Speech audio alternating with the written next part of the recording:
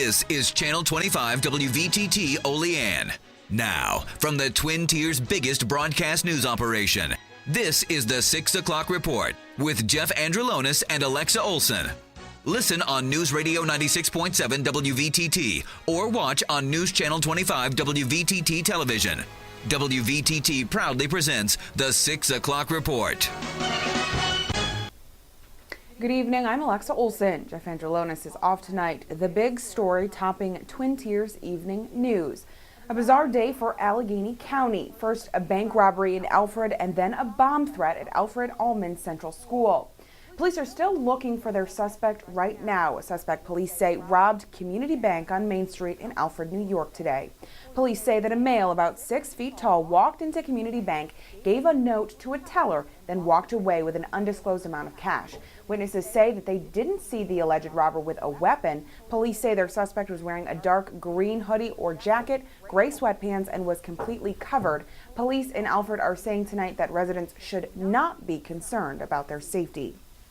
However, just a short drive from Alfred at Alfred Allman Central School, there was a concern for safety after the school got an alleged bomb threat. Now, all district students were evacuated to the high school gym after the elementary school received a bomb threat around 1 p.m. in the afternoon. Superintendent of Schools Richard Calkins says that it wasn't clear if the threat was a hoax or not. Now, the district bomb threat procedures were immediately put into place. A call was put into the superintendent's office. We have not yet heard a call back.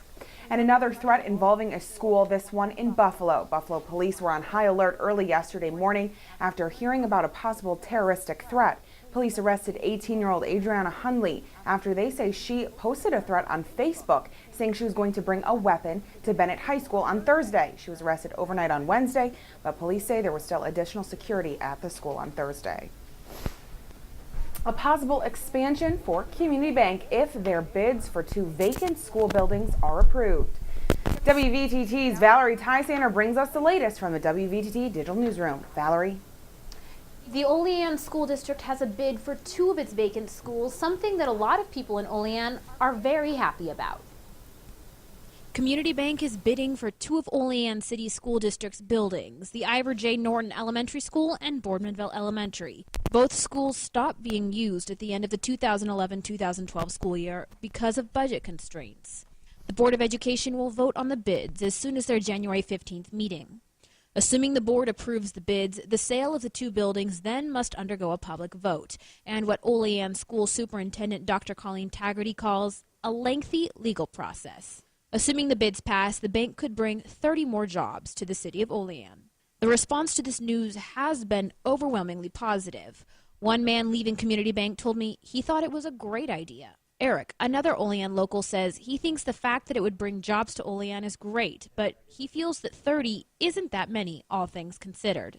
Community Bank officials say they need more space because they have outgrown this location on Park Avenue. Assuming the bids pass and the public does vote in favor of the expansion, they say that the hires will begin within the next 24 months. In the WVTT Digital Newsroom, I'm Valerie Tysander. Back to you in the studio. Thanks, Valerie. And with some vacant buildings getting new use, a new owner is closing on the Hooker Fulton building in Bradford, only it's not the Bradford man that won the auction. Muhammad Chauhan of Brooklyn, New York, became the new high bidder when John Villeni defaulted on his bid. Chauhan's $140,000 bid for the historic Bradford building landed him ownership of the property. Dunkin' Donuts is teaming up with the American Red Cross once again to offer an incentive for giving blood. Dunkin' Donuts is reestablishing its Give a Pint, Get a Pound campaign. During the month of January, if you go to a Western New York Red Cross donation site and give blood, you'll receive a coupon for a free pound of Dunkin' Donuts coffee. This marks the 6th year of this campaign. Some good news for those affected by Hurricane Sandy. Congress has passed a vote for billions of dollars in aid. $9.7 billion to be exact. Congressman Tom Reed released a statement on today's Hurricane Sandy relief vote. He said, quote, "I was pleased to see today's Hurricane Sandy relief bill pass the House with such strong bipartisan support. With these funds, impacted families and small businesses will get the relief that they need to continue the rebuilding process. This is the kind of support we need to be showing to those devastated by the storm." And the New York State Attorney General's office is also releasing some good news. 88 charities have raised approximately $400 million for Sandy relief in New York. Attorney General Eric Schneiderman says the generosity of the public and the hard work of charities in response to Hurricane Sandy is inspiring. The 5 charities reporting the most contributions and pledges are the American Red Cross with $188 million, Robin Hood Foundation with $67 million, the Mayor's Fund to Advance New York City with $45 million, Empire State Relief Fund with $15.4 million, and the Salvation Army with $14.3 million. Earlier this week, U.S. Senator Charles Schumer announced that the Returning Heroes and Wounded Warriors tax credits, one of his top initiatives to get veterans back on the job, has been extended for 1 year in the year-end fiscal cliff deal. Now, Schumer highlighted that there are thousands of unemployed veterans in New York who are willing and able to work. Returning Heroes and Wounded Warriors tax credits, enacted in November of 2011, provides tax breaks to employers of nearly $10,000, depending on the length of time a veteran has been unemployed and if that veteran has a service-connected disability.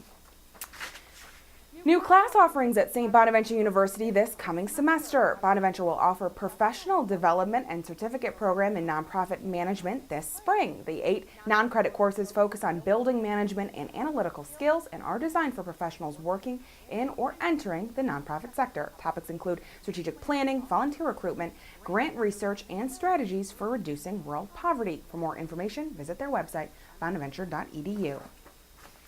A 16-year-old from Bradford is recovering from injuries today after a Thursday crash on Minard Run Road near Penn Hills Golf Course. The juvenile lost control going around a curve and struck an embankment and a tree. Bradford Township Police say he was taken to Bradford Regional Medical Center for treatment. A Bradford man will spend up to 5 years in state prison on burglary and assault charges. 41-year-old Richard Miller appeared in McKean County Court yesterday for a sentencing day. He had previously pleaded guilty to breaking into a guidance center and then assaulting police officers when they came to arrest him at his home. A McKean County drilling company is expanding into New York State. Minard Run Oil announced this week that they are acquiring 400 new wells in the Finger Lakes region, which nearly doubles its operations. Minard Run Oil has been a crude oil supplier but is diversifying. Their vice president says natural gas is the fuel of the future. More news coming up next. This is News Channel 25 WVTT.